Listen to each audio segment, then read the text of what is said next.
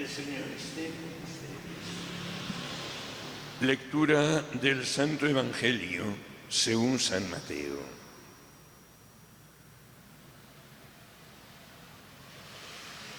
En aquel tiempo Jesús dijo a sus discípulos: no dejen que los llamen maestros, porque no tienen más que un maestro, y todos ustedes son hermanos. A ningún hombre sobre la tierra lo llamen Padre, porque el Padre de ustedes es solo el Padre Celestial. No se dejen llamar guías, porque el guía de ustedes es solamente Cristo. Que el mayor de entre ustedes sea su servidor, porque el que se enaltece será humillado, y el que se humilla será enaltecido. Palabra del Señor. Nos dice el Señor en el Evangelio que ninguno se deje llamar maestro, porque maestro, el que enseña la verdad, es solamente el que posee la verdad, que es Dios, y se nos hace presente en el único maestro de todos nosotros, que es Jesucristo. Es en Jesucristo en quien se hace presente en su realidad humana la realidad del misterio de Dios, siendo Dios y hombre verdadero. Y por eso es por lo que la Iglesia llama no maestros, sino doctores de la Iglesia a aquellos cuya enseñanza se ha ajustado de tal manera a la verdad recibida del Maestro único que es Jesucristo, que nos da la garantía y la seguridad de que en toda su obra, en toda su enseñanza, no hay nada que sea error. Y tenemos hoy como ejemplo a San Agustín, que es considerado como doctor de la Iglesia porque en el siglo IV, después de haber sido un gran maestro en filosofía, por su conversión supo aplicar la verdad de Dios, tal como él la había experimentado en su mística, en el lenguaje, en la cultura, en el pensamiento de los hombres y de las mujeres de su época, y que así es como su enseñanza sigue teniendo su valor, incluso en nuestros días, porque nos ayuda no a pensar con el pensamiento del siglo IV, sino que nos estimula a tener esa misma experiencia viva, mística, del conocimiento de la verdad y a tener ese impulso de la caridad, de poner a la altura del conocimiento y del entendimiento y de la cultura y de la mentalidad de los que comparten con nosotros en este momento de la historia la Iglesia de Jesucristo, para hacer presente el mismo mensaje único y eterno de la enseñanza del Señor de una manera que sea adecuada y comprensible a los hombres, a las mujeres, a los niños y a las niñas de nuestra época. Y por eso es por lo que la Iglesia en estas últimas semanas ha hecho público un nuevo directorio general para la catequesis, después de los que ha habido a partir del Concilio Vaticano II. Fue el concilio el que estableció que había que realizar un directorio de catequesis, que se publicó en el año en el que yo era diácono, de tal manera que tuve que empezar a aplicarlo como diácono y una vez ordenado de presbítero fue el que tuve que ir aplicando. Luego hubo otro, luego hubo un sínodo de los obispos dedicado a la catequesis, último sínodo presidido por el Papa San Pablo VI, y con cuyas conclusiones y con las notas manuscritas incluso del Papa Pablo VI, su sucesor, el Papa San Juan Pablo II, publicó una exhortación apostólica sinodal. Él había sido miembro del sínodo, pero no lo había presidido, y ya como papa publicó este directorio. Y ahora hemos tenido otro. ¿Y cuántos hay entre nosotros que, sin sentir el ejemplo de San Agustín en su época, siguen con la rutina de lo que han hecho toda su vida, de cómo han enseñado, cómo han repetido palabras que, sí, reflejan la verdad para quien las entiende? Pero ¿cuántas veces se confunde la catequesis con una clase, con una escuela más? Lo señala el directorio actual, como también hay tantos niños que dicen que van a clase de catequesis. Y nos falta el poner al alcance de la mentalidad que se puede comprender con el lenguaje, con la cultura de nuestros días, lo que nosotros hemos experimentado, a no ser que no hayamos experimentado nada toda vida. Que sigamos manteniendo una rutina de palabras, repitiendo y diciendo cosas que serían verdad si entendiéramos lo que decimos, pero nos da igual decirlo de una manera o de otra, con tal de repetir fielmente las palabras, si se nos pierde su sentido y su significado. San Agustín, ante problemas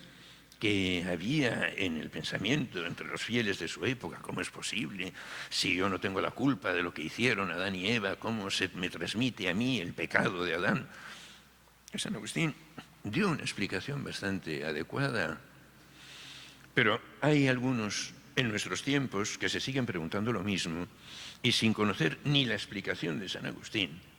que es verdad que habló para su tiempo y para su cultura y para su mentalidad, no han encontrado quien se lo haya adecuado para que puedan pensarlo en nuestros días.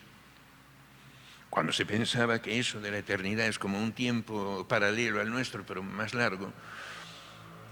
San Agustín habla de manera que se le escribe, de manera que se le entendió entonces cuando se le leyó, sobre lo que es la eternidad de Dios. ¿Quién explica ahora lo que es la eternidad de Dios? Y entonces no nos tenemos que fijar solamente en lo que San Agustín escribió en el siglo IV, sino que nos tenemos que preguntar qué aportación ha hecho cada uno de nosotros para poder explicar de manera comprensible, aunque solamente sea para un solo hermano, qué aportación ha hecho cada uno de nosotros de la experiencia que Dios le ha ofrecido, de la conciencia que Dios ha ido desarrollando en cada uno de nosotros sobre los misterios de la fe. ¿Y cuántas veces nos hemos conformado con repetir unas palabras que ya dijeron otros anteriormente y a lo mejor ni entonces se les entendieron, y a nosotros ahora tampoco? No nos tenemos que fijar tanto en el texto de lo que dejó escrito San Agustín, sino en el espíritu que a él le movió, con su pensamiento, con su cultura, con su tradición de maestro de filosofía, de la filosofía de entonces, le movió el Espíritu de Dios para hacer accesible el conocimiento de la verdad a los hombres y las mujeres de su época. Necesitamos vivir ese mismo carisma, porque aunque no lleguemos a ser doctores de la Iglesia y se nos reconozca a nivel de la Iglesia universal, que hagamos algo por lo menos. Pues que podemos decir que desde nuestro bautismo hasta el día de hoy no hemos sentido la menor necesidad o conveniencia, por lo menos, de compartir con alguno más de nuestros hermanos lo que el Señor nos ha ido descubriendo a cada uno para un mejor conocimiento de la verdad. La contemplación total y absoluta del misterio la tendremos en la vida eterna.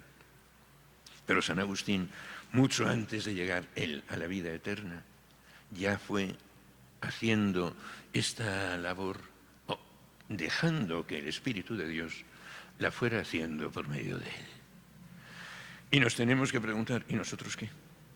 ¿Y yo qué he hecho? ¿Yo qué he pensado? ¿Yo qué he dicho? ¿Yo en qué he podido ayudar a alguien? Con la ayuda de los sucesivos directorios para la catequesis de la Iglesia, ¿qué interés he tenido en enterarme de lo que pone en este último? No me habrá dado tiempo a leérmelo entero, pero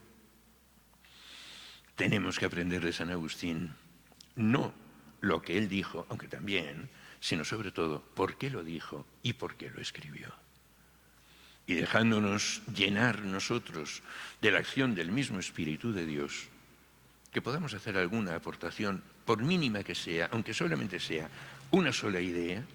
merecería la pena de toda nuestra vida cristiana si hemos comunicado algo que ha ayudado de alguna manera a vivir mejor su fe, su esperanza y su caridad, aunque haya sido solamente a un hermano. Porque lo que no podemos hacer es esterilizar en nosotros, anular toda eficacia a la acción del Espíritu y dejar que lo hagan otros y que ya les nombrarán doctores de la Iglesia cuando sea más adelante. Cuando se pueda reunir toda la obra de uno y se pueda asegurar en nombre de la Iglesia que no contiene nada de error y que explican única y exclusivamente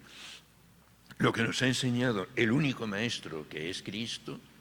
y entonces alguno podrá ser declarado doctor de la Iglesia. Hay algunos que han sido declarados doctores de la Iglesia recientemente, algunas doctoras de la Iglesia, incluso entre las santas, que han hecho alguna aportación valiosa para su tiempo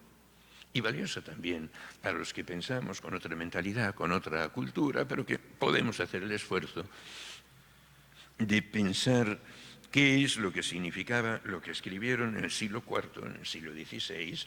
en el siglo XIX, o en el siglo XX, o incluso algunos están en el siglo XXI, que es el nuestro de ahora. Y es en el que nos corresponde a cada uno de nosotros hacer alguna aportación, por mínima que sea, para una mejor comprensión no solo intelectual, sino vital de lo que es la verdad del misterio de Dios, que nos ha sido revelado en Jesucristo y nos ha sido transmitido a lo largo del magisterio de la Iglesia, no solamente del magisterio jerárquico, sino también de los que se han dejado llenar del Espíritu de Dios para comunicar su experiencia de fe a sus hermanos. Que así sea.